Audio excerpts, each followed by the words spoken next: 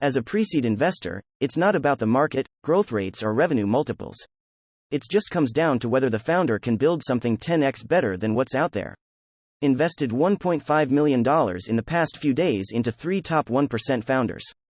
Okay. Recently heard of pre-seed funds, angels in Bay Area trying to convince founders to take some money at $2 million post, and AMP. Then flip into a mango seed to smooth out dilution. This is extremely predatory behavior by folks who definitely know better via previous startup experience. Startups struggling with product market fit. Unfortunate truth of the startup world. Poor product with great distribution beats great product with poor distribution. I gathered design resources every startup should know. Save 100+ hours researching. A thread. InVision Studio is the world's most powerful screen design tool. Pricing. Free plus paid. Checklist design is a collection of the best design practices. Pricing. Free. UXL helps you to learn an AMP. Be aware UX, UI design techniques in an incredibly easy and beautiful way. Pricing. Free plus paid. Framer helps you design stunning interactive products with your team. Pricing. Free plus paid. Logothouse is the internet source of free logos. Pricing. Free. Lottie Files provides all the tools that you need to create, edit, test and display Lottie animations. Pricing. Free plus paid. Web Gradients is a collection of 180 linear gradients that you can use as content backdrops in any part of your website. Pricing. Free. Visma helps you create visual brand experiences for your business whether you are a seasoned designer or a total novice. Pricing. Free plus paid. If you found the thread helpful, retweet the first to share. I write new threads every week. Follow me at heyeaslo for more. Startup idea.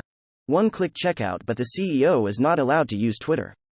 Are you even building a Web3 startup if your website doesn't have gradient background? How can I start a tech company as a non-technical founder? My honest answer. 1. Become technical. 2. Start a company as a technical founder even if you're not the world's best engineer. There's a massive difference between knowing how to build and having to trust other people. Venture Capital Hierarchy of Needs, 2022 edition. What would you add? Altos Labs, a newly formed biotech startup, has raised $3 billion on day one. It is solving cellular rejuvenation, which basically elongates lifespans filled with Nobel Prize winners and senior executives from biotech. One big investor as Bezos living longer could be worth trillions. Learned this the hard way at our startup. 1. Paid ads does not equal marketing. 2. Organic channels work great. 2019. Spent $15,000 on Google Ads, result. 0 new revenue. 2020 in AMP. 2021. Focused on SEO and AMP. Social media, result. $700,000 to $3 million revenue. Most entrepreneurs don't radically change the world. Peter Thiel is an exception, co-founder of PayPal, Palantir and Founders Fund.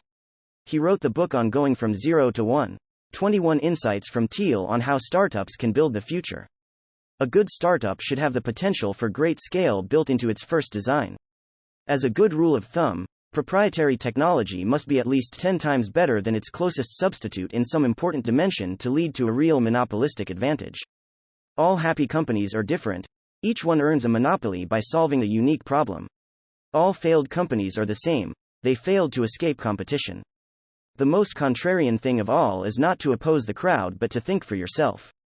Contrarian thinking doesn't make any sense unless the world still has secrets left to give up. What valuable company is nobody building? This question is harder than it looks, because your company could create a lot of value without becoming very valuable itself. If you want to create and capture lasting value, don't build an undifferentiated commodity business. A company has a monopoly on its own brand by definition, so creating a strong brand is a powerful way to claim a monopoly.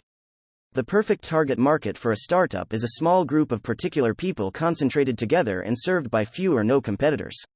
Any big market is a bad choice, and a big market already served by competing companies is even worse. As you craft a plan to expand to adjacent markets, don't disrupt, avoid competition as much as possible. Making small changes to things that already exist might lead you to a local maximum, but it won't help you find the global maximum.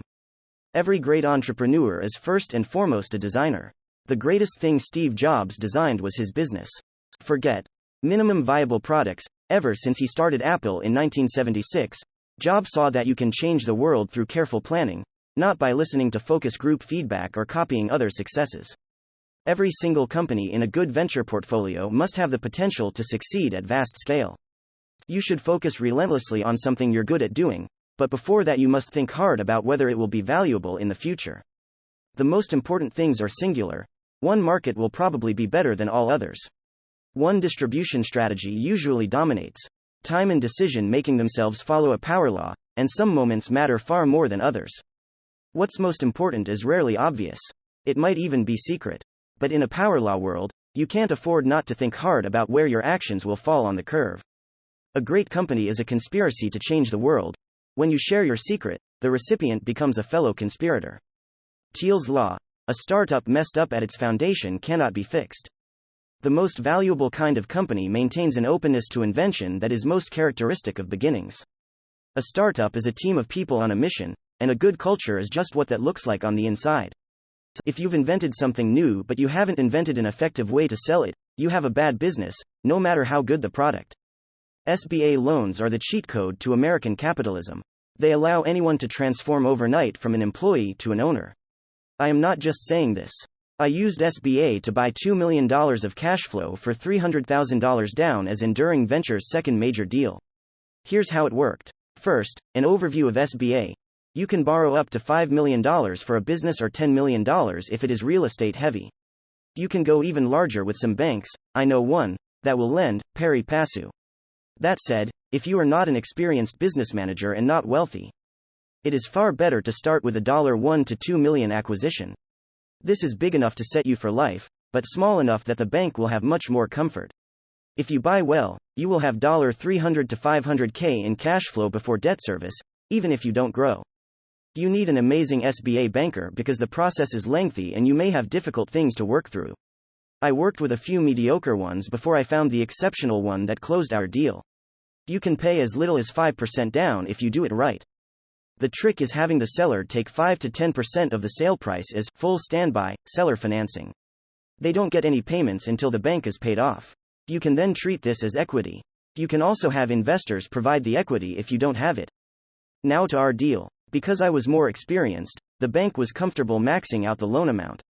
But I still had to go to the sellers and convince them to take more in seller notes. Total transaction value was $6 million, 3x cash flow. Mine was especially tricky because I was buying two similar businesses and combining them with the same loan. It helped greatly that most customers were on monthly autopay. There were some twists and turns, but I got it closed.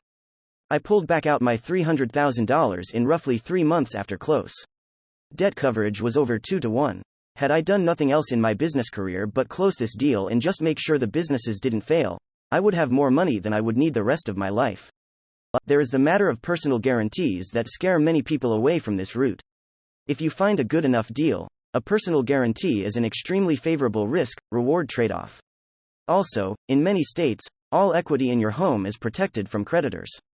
So if you are an ethical person and the business is struggling, you would invest whatever time and money you had to fix it. Banks will work with you to defer payments if you communicate a plan to them. So the risk is real, but overstated. There is nothing more valuable in your personal financial life than owning a stream of cash flows. Ideally growing. I highly recommend doing whatever you can to start or acquire this. I have personally found acquisition 10 to 100x easier. I firmly believe in the power of this to change many lives, so I am here as a resource for all of you out there on your business buying journey. Don't be a stranger. Smiley face.